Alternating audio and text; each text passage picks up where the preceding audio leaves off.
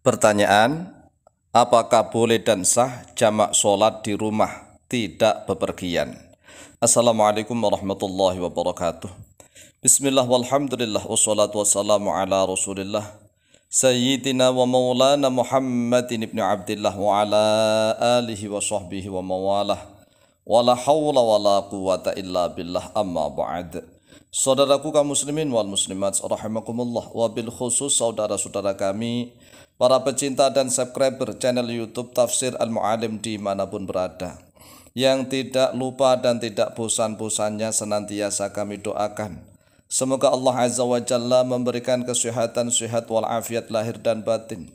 Semoga Allah Jalla Jalaluh memberikan rizki yang melimpah ruah, harta yang barokah, menjadikan anak-anaknya anak-anak yang soleh dan solehah, dzurriyyahnya dzurriyyah yang thayyibah, hidupnya sukses, bahagia dan selamat di dunia dan di akhirat. Amin amin Allahumma amin. Saudaraku kaum muslimin wal muslimat rahimakumullah, menanggapi pertanyaan tentang sholat jamak dilakukan di rumah, apakah boleh dan sah? Jawaban kami adalah boleh dan sah.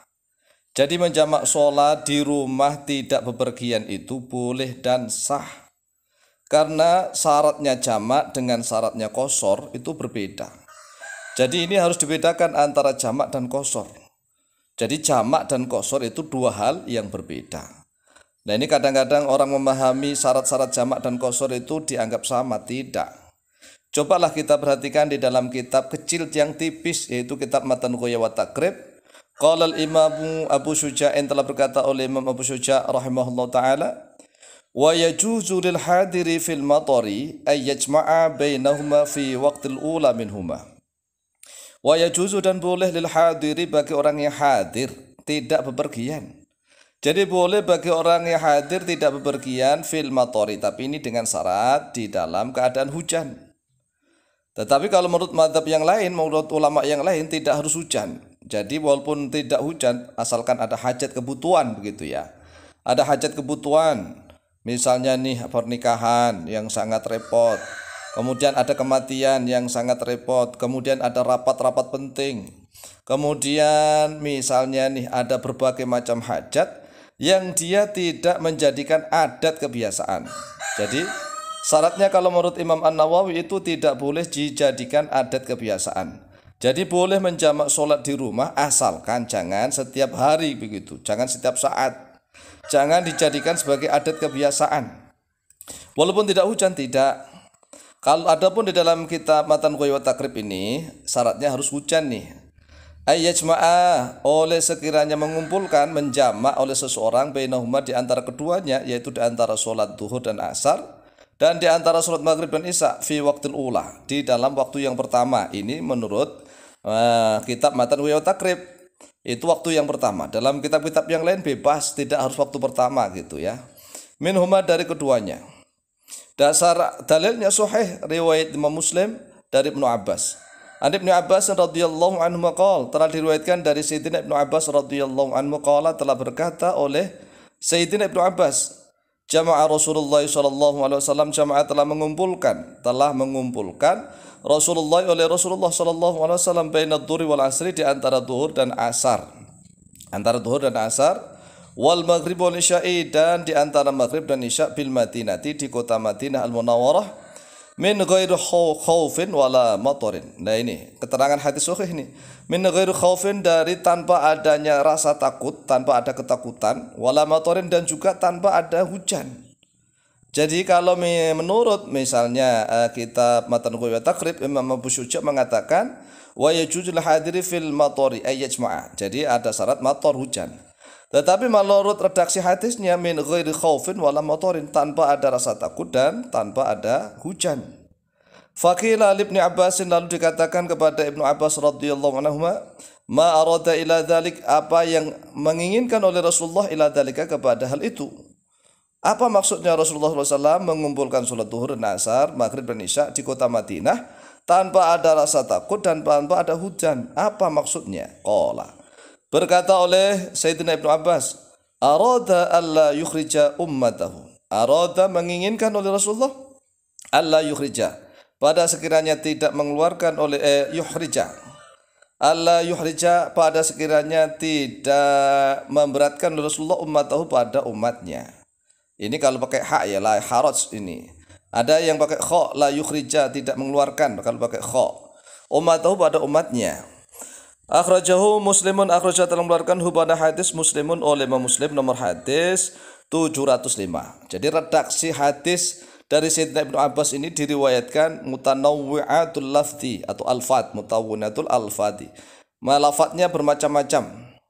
Kita bisa lihat juga dalam hadis yang lain, an Abdullah bin Abbas radhiyallahu anhu qala, telah diriwayatkan dari Sayyidina Abdullah bin Abbas radhiyallahu anhu, beliau berkata, shalla Rasulullah sallallahu alaihi wasallam adz-dhuhra wal 'ashra jami'an bil Madinati. Telah salat oleh Rasulullah sallallahu alaihi wasallam adz-dhuhra pada salat zuhur wal 'ashra dan pada salat asar jami'an dalam keadaan kumpul, mengumpulkan seluruhnya zuhur dan asar bil Madinati di kota Madinah. Fi ghairi khaufin wala safarin. Ini kalau tadi fi bin ghairi khaufin wala matorin, ini redaksinya wala safarin nih.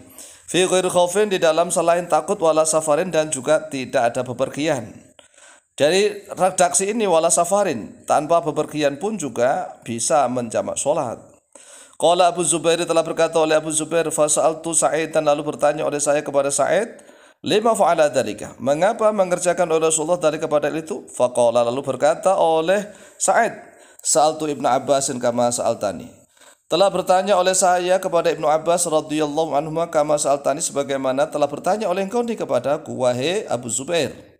Faqala, lalu berkata oleh Ibnu Abbas, arada alla yukhrija ahadan min ummatihi, menghendaki oleh Rasulullah SAW agar tidak memberatkan ahadan pada seorang pun min ummati, dari umatnya Rasulullah. Akhraja Muslimun, akhraja telah mengeluarkan pada hadis Muslimun oleh Imam Muslim nomor hadis 705. Dan dalam redaksi Imam Bukhari begini, wa an Ibnu Abbas radhiyallahu anhu anna Nabiy sallallahu alaihi wasallam shalla bil Madinati sab'an wa thamaniyan. Dan telah diriwayatkan dari Sayyidina Ibnu Abbas radhiyallahu anhu bahwa sesungguhnya Nabi Muhammad sallallahu alaihi wasallam sholat, yaitu sholat oleh Nabi bil Madinati, di kota Madinah, sab'an, pada 7 rakaat. Berarti 7 rakaat itu antara maghrib dan isya. Wa thamaniyan, dan 8 rakaat, berarti zuhur dan asar. Adz-dhuhra wal 'ashra, pada zuhur dan asar, wal maghrib wal isya, dan pada maghrib dan isya. Akhrajahu al-Bukhari, akhraja telah mengeluarkan pada hadis Al-Bukhari oleh Imam Bukhari nomor hadis 543, wa Muslimun, dan oleh Imam Muslim nomor hadis 705. Jadi jelas bahwa menjamak sholat di rumah tanpa ada rasa takut, tanpa khauf, tanpa hujan, dan tanpa adanya safar itu boleh. Oleh sebab itulah bedakan antara syarat-syarat menjamak sholat dengan syarat-syarat qashar. Kalau qashar wajib ada safar, harus ada bepergian. Jaraknya juga harus minimal lebih dari 80 km. Tidak maksiat dan seterusnya. Tetapi kalau jamak itu boleh di rumah. Oleh sebab itulah, misalnya nih ada orang yang ingin bepergian, menjamak sholat di rumah, sholatnya sholat jamak takdim, boleh zuhur sama asar dilakukan di rumah, boleh. Kemudian misalnya mau bepergian antara maghrib dan isya, so yaudah kita sholat dulu lah maghrib, setelah itu berdiri langsung isya, boleh ya. Misalnya nih ada orang yang sekarang datang dari bepergian, datang sampai ke rumah, sudah terlanjur masuk ke balatnya, ke negerinya, boleh nggak menjamak sholat di rumah? Boleh, asalkan nih kalau memang jamaknya itu jamak takhir, syaratnya dia harus satkala masuk waktu awal itu sudah niat jamak takhir, itu terhitung ada, tidak qadha. Demikian jawaban kami, wallahu ta'ala a'lamu bishawab.